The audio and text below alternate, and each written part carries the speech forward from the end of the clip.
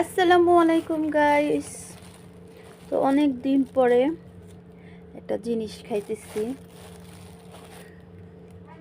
মা পাঠাইছে।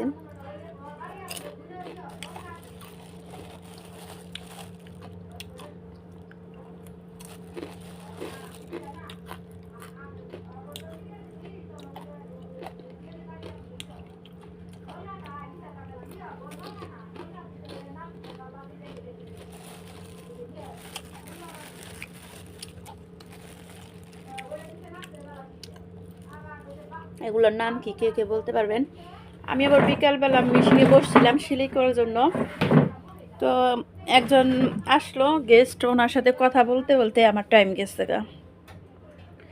তো এই মিষ্টিগুলো আমি খাইছি, একটা ওনারে দিছি দুইটা। তো অনেক ভালো লাগছে, অনেক মজা। দেন আমার হাত পাইটা কি অবস্থা হয়েছে।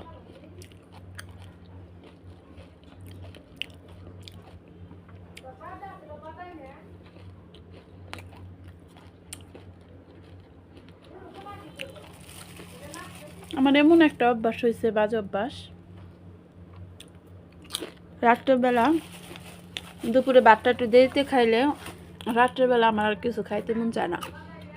এই যে বিকেলবেলা মানে সন্ধ্যার পর আমি এই জিনিসটা খাইতেছি, আমি আর রাত্রে কিছু খাবো না। এই অভ্যাসটা কিন্তু খুবই খারাপ। রাত্রেবেলা অনেকের ওষুধ খাওয়া থাকে, কিছু খাইতেই হয় রাত্রেবেলা, কিন্তু আমার এই অভ্যাসটা হয়েছে, আমি জানি না আমার কিসের জন্য রাত্রেবেলায় একেবারে ভাত খাইতে মন চায় না। সকালবেলা শুধুমাত্র আমার দুপুরবেলা খাওয়া পড়ে।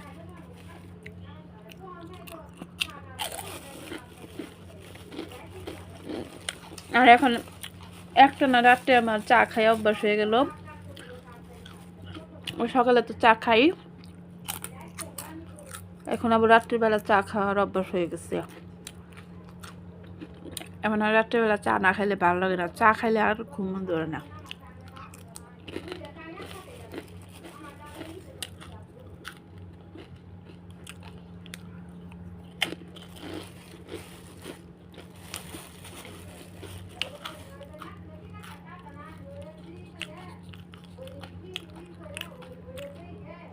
এগুলো ইয়ামুনি খুবই পছন্দ। ইয়ামুনি আজকে নানুর বাসে গেছে।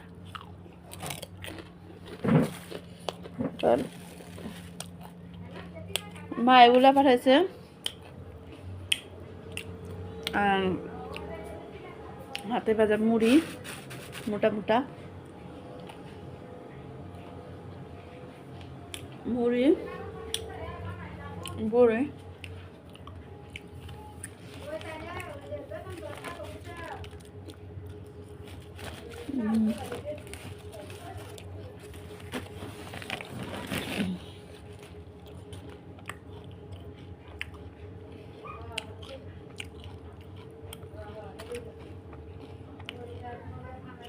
গাছের বড়ি, এগুলা খুবই টক।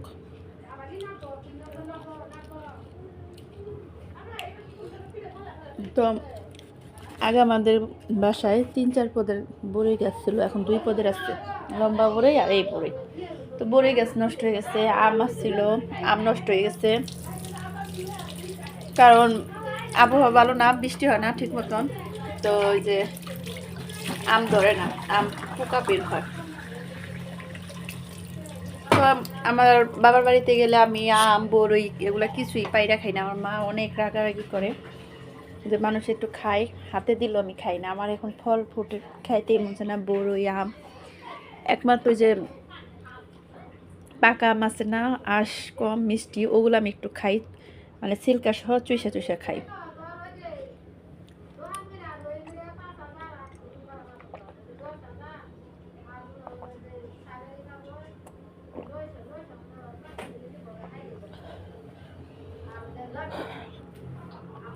তো এখন মিশিংয়ে বসবো, পানি ছিল না, কত জায়গায় পানি রাখা হয়েছে, এইখানে এইখানে ওই যে ওইখানে। তো এখন একটু মিশিংয়ে বসবো, মিশিংয়ে বসার সময়ই পাই না আমি। তো দেখতে থাকেন।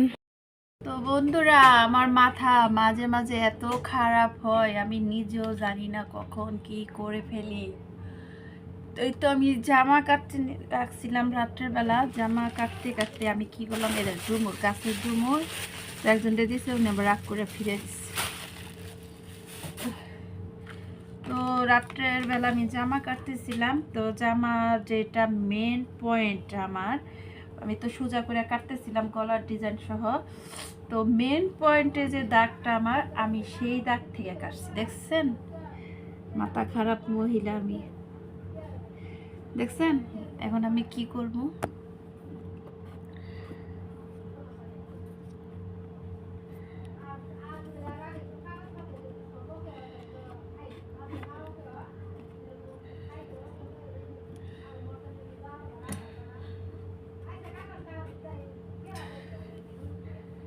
তো এই দেখেন আমার কি অবস্থা, আমার মাথা মধ্যে কি হয়েছে, গ্যাস্ট্রিক হয়েছে। দেখছেন নতুন জামাটা কি করছি, যেই দেখবো আমার সেই শুধু মেন্টাল বলবো একেবারে, আমি নিজে পাগল করতেছি, আমি নিজেকে নিজে পাগল বলছি, আমার মতন পাগল কি আর আছে গো এই দুনিয়ায়, আমার তো মনে হয় না আর পাগল এই দুনিয়াতে আছে। তো এখন আমাকে এটা অপারেশন করতে হবে, পোস্টমর্টিং করতে হবে, এটাকে আমার আর ভালো লাগে না এইসব জোড়াতালি দিতে, এইসব কাপড়ে আমার জোড়াতালি দিতে আর ভালো লাগে না। এখন কি করব, জোড়াতালি তো দিতেই হবে।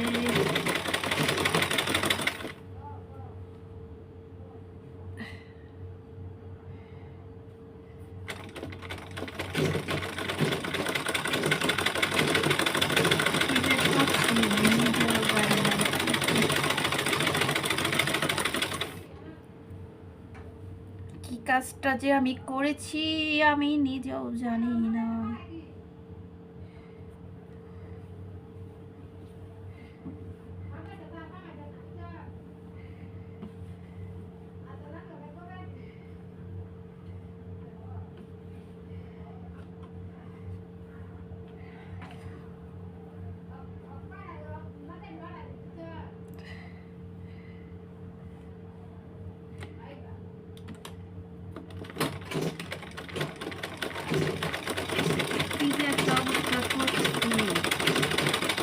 নতুন জামাটা কিভাবে যে, মানে আমি মেন পয়েন্ট থেকে আমি কিভাবে পারলাম কাটতে, মাঝে মাঝে আমার যে কি হয় আমি নিজেও জানি।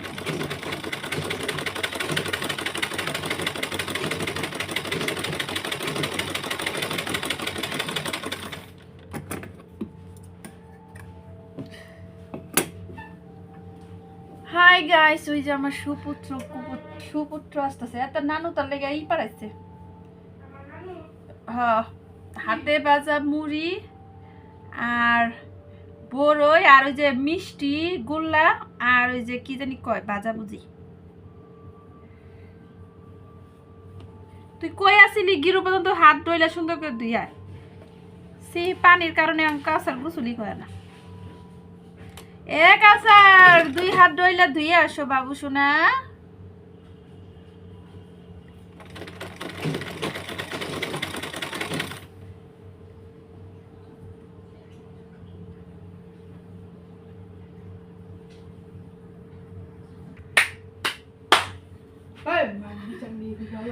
সব কথাই উঠাবো, একটা কথাও আমি কাটবো না। মোবাইলটা আমি নিতেই পারি না, মোবাইলটা দিয়ে একটু ভিডিও করব, কাজ করব, ওই সময়ই আমার মোবাইলটা নিয়ে যায়। মিথ্যা কথা কয় মোবাইলটা দোকানে চাইছে বাবা, মোবাইলটার কাজ আছে। কালকে না কবে জানি লাইভে ছিলাম, ওই সময় আমার কয় মোবাইলটা দাও, বাবা চাইছে। কিনা আমার মোবাইল তোর বাবার লাগবো কে লেগে, মোবাইল দিয়ে ওই নিয়ে নিয়ে কাজ করে, ওই মোবাইল দেখে ওইটা কিনা ওর বাবা চাইছে। মিথ্যা কথা কইলে তুই বুকবি, আমি কি বুকুম?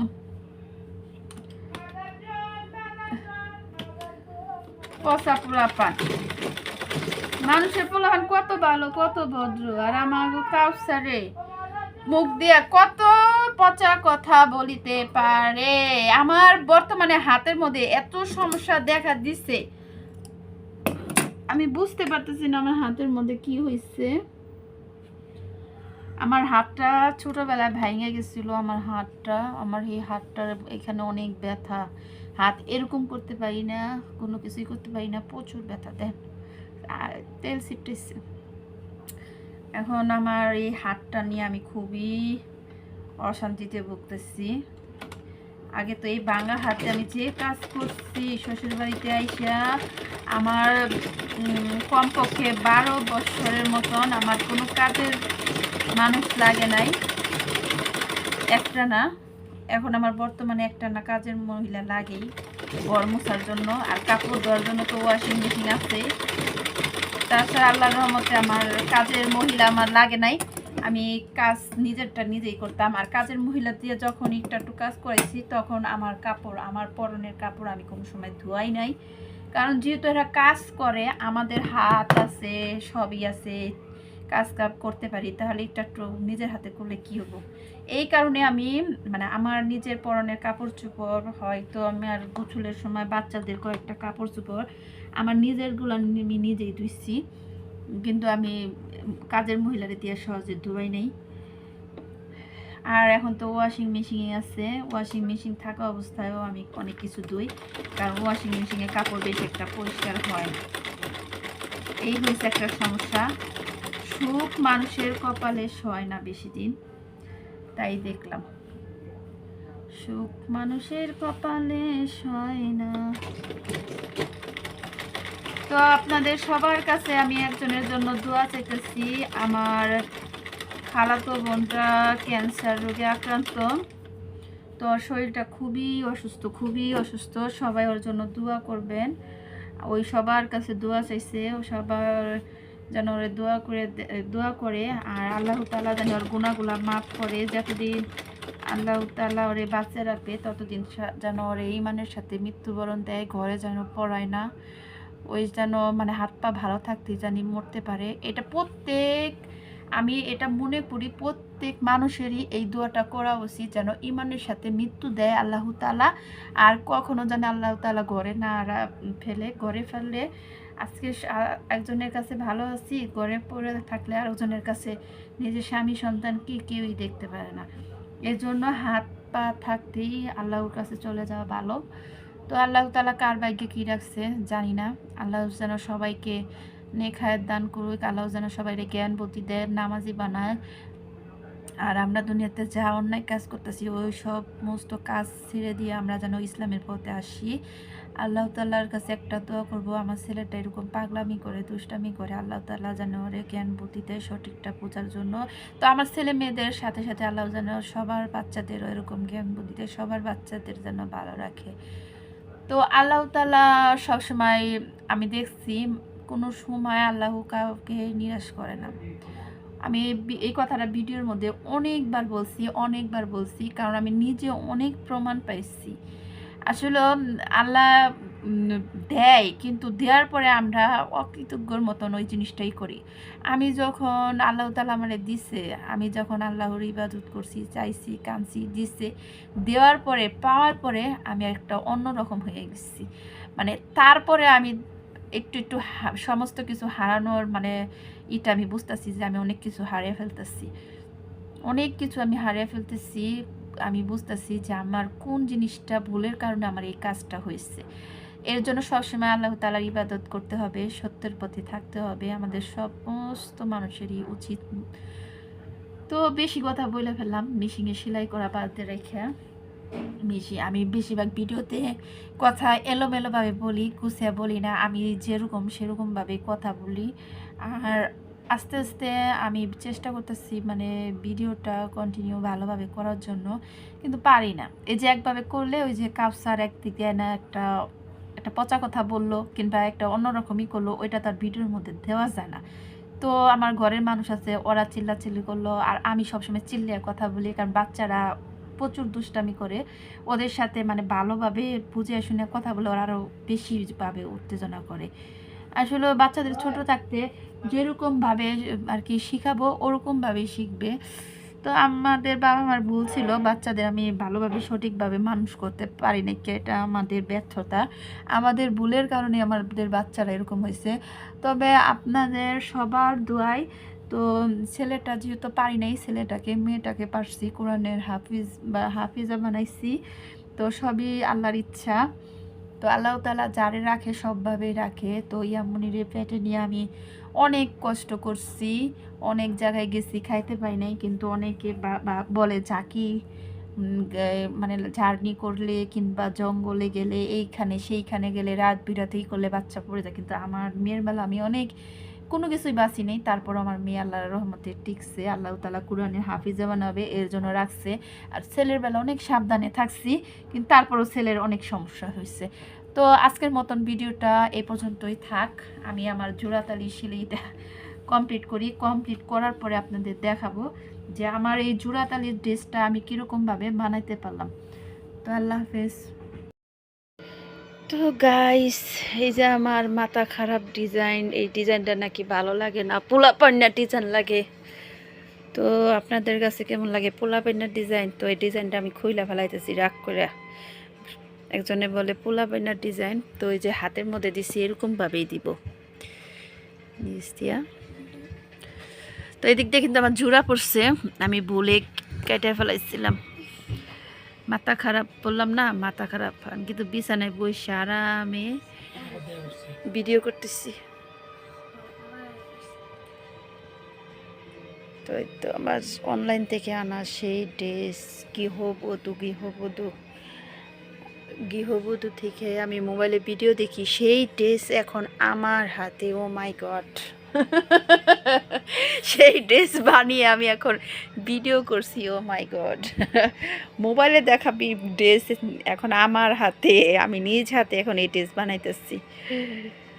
তো এক সাইড বানাই কাজ করছি, এক সাইড করি না, এটা আমি এখন খুলে ফেলবো আমি। আমার এত কষ্টের সাধনা, এখন আমি খুলে ফেলবো, কিছুই করার নেই। কষ্ট লাগতেছে, তাও খুলে ফেলবো।